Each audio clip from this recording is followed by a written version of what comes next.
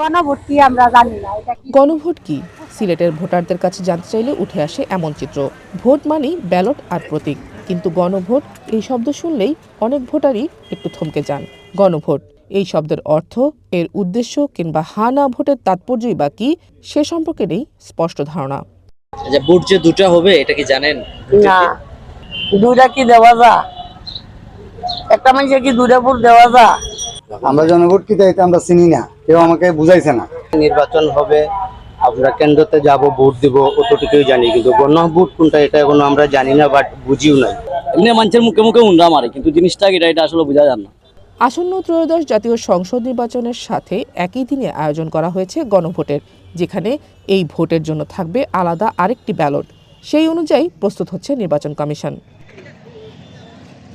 কিন্তু এই বিষয়েই জানেন না ভোটার, যা সংসদ নির্বাচনে প্রভাব ফেলতে পারে বলে মনে করছেন রাজনৈতিক বিশ্লেষকরা। সাধারণ মানুষ এখনো গণভোট সম্পর্কে আসলে কোনো মেসেজই তাদের কাছে নেই। আপনি যদি আমরা গ্রামগঞ্জে কাজ করি, যাই বিভিন্ন সামাজিক কাজের সাথে, তাকে জিজ্ঞেস করলে সে গণভোট কি, সে বিষয়টা এখনো তার কাছে স্পষ্টই নয়। কোন বাংলাদেশ দেখতে চাই, কি করতে চাই, কোন ধরনের সংবিধান দেখতে চাই, কোন ধরনের সরকার ব্যবস্থা চাই, সেই জায়গাটা আমরা যথাযথভাবে মনে হচ্ছে আমরা জাতি হিসাবে এবং সফল হতে পারবো না।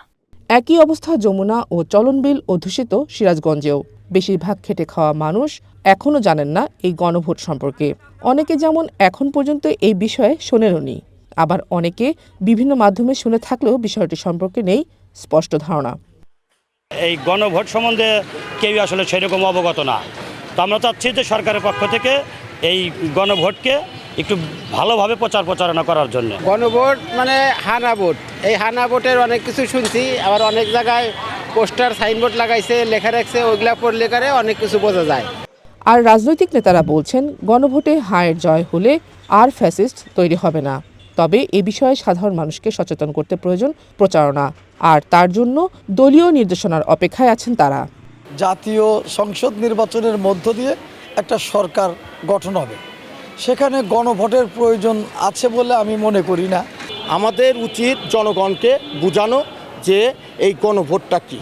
এই গণভোটটা সম্পর্কে তারা যদি জানে, তাহলে তারা তাদের সঠিক সিদ্ধান্ত নিতে পারবে। তবে জেলা প্রশাসনের সাথে সমন্বয় করে এরই মধ্যে প্রচারণা শুরু হয়েছে বলে জানিয়েছে জেলা তথ্য অফিস। সরকারিভাবে আমরা যে নির্দেশনা আছে সেই নির্দেশনা মোতাবেক আমরা গণভোটের বিষয়ে জনগণকে উদ্বুদ্ধ করতেছি। জনগণকে সচেতন করার জন্য আমরা যত ধরনের কাজ করা দরকার সে কাজগুলো আমরা বাস্তবায়ন করে যাচ্ছি, একেবারে উপজেলা, ইউনিয়ন এবং গ্রাম পর্যায় পর্যন্ত। জনগণ গণভোট বিষয়ে একটু তাদের সচেতনতার অভাব আছে বলে মনে হচ্ছে, এবং আমরা চেষ্টা করছি তাদেরকে সচেতন করার জন্য। গণভোট নিয়ে মানুষকে সচেতন করতে পটুয়াখালীতে ব্যাপক প্রচার চালাচ্ছে প্রশাসন। তবে এ বিষয়ে শহরের মানুষের মধ্যে ধারণা থাকলেও গ্রামের অধিকাংশ মানুষ জানেন না গণভোট কি। গণভোট সম্পর্কে আমাদের শহর অঞ্চল মানুষের 60% মানুষেরই জ্ঞান আছে, সরকার বিভিন্ন প্রচারণা করছে, শহর অঞ্চল দেখছে, কিন্তু গ্রামাঞ্চল, প্রত্যন্ত অঞ্চল, যে গ্রামাঞ্চল, দশপিনা, চরমন্তা, গলাচিপ, এইসব যে যত চরাঞ্চল আছে, এসব মানুষ এখনো গণভোট সম্পর্কে জানে না। আসলে গণভোট সম্পর্কে আরো প্রচারণা দরকার। আমরা অনেকেই জানি না গণভোটটা কি, এটা পাবলিকের দোরগোড়ায় পৌঁছে দেওয়া দরকার। নির্বাচনী প্রচার শুরু হলে গণভোটের প্রচারও আরও বাড়বে বলে মনে করেন নির্বাচন কর্মকর্তা। এবং বাংলাদেশ নির্বাচন কমিশন এই সহ বাংলাদেশ সরকার ব্যাপক প্রচারণার ব্যবস্থা গ্রহণ করছে। এরই অংশ হিসেবে পটুয়াখালী জেলার যে 4টি সংসদীয় আসন রয়েছে, এই সংসদীয় আসনগুলোতে এটা ব্যাপকভাবে এই গণভোটের বিষয়ে প্রচারণা চালানো হচ্ছে। প্রতীক বরাদ্দের পর থেকে যেহেতু প্রার্থীরা তাদের প্রচারণা কার্যক্রম শুরু করবে, তখন তারাও আমাদের একটা এই প্রচারণার অংশ হিসেবে তারা হয়তো ভোটারকে সেটা বোঝাবে। ভোটাররা ভোট দিতে প্রস্তুত, কিন্তু গণভোট সম্পর্কে স্পষ্ট ধারণার অভাব যদি থেকেই যায়, তাহলে আগামী ত্রয়োদশ জাতীয় সংসদ নির্বাচনে তার প্রভাব পড়বে কিনা সে বিষয়ে প্রশ্ন থেকেই যাচ্ছে। Sheikh Nigar Sultana, one national desk.